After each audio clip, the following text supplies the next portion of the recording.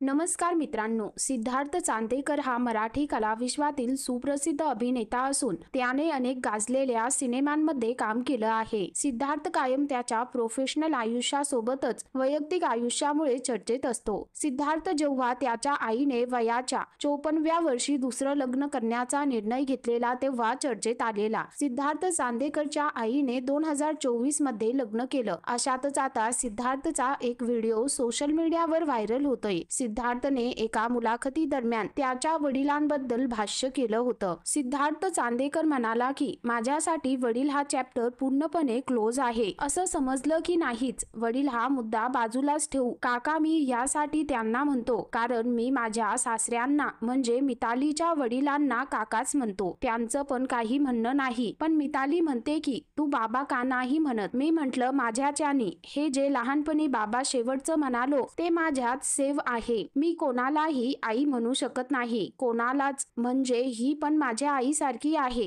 ही पण माझी आई आहे असं नाही। माझी आई एकच आहे, तसं माझे वडील एकच आहे, ते तेवढेच आहेत आणि ते तेच राहणार आहेत पूर्णपणे। मला दुसऱ्या कोणाला ते नातं नाही द्यावंसं वाटणार, कारण मला असं वाटतं की ते माझ्याच्याने पूर्ण नाही होणार, मनापासून नाही होणार। म्हणजे मी कोणालाच ताई नाही म्हणत, कारण माझी ताई एकच आहे, जी माझी सख्खी बहीण आहे। यामध्ये त्यांना मी नातं देणार नाही असं नाही। माझ्या वडिलांची जागा कुणीच भरून काढू शकत नाही। माझी इच्छा आहे की असं कोणी करूच नये। मला दुसऱ्या कोणाला बाबा नाही म्हणावंसं वाटतं, मला आई नाही म्हणावंसं वाटतं असं सिद्धार्थने सांगितलं। तर मित्रांनो, सिद्धार्थ चांदेकर यांच्या या वक्तव्यावर तुमची काय प्रतिक्रिया आहे खाली कमेंट करून नक्की कळवा।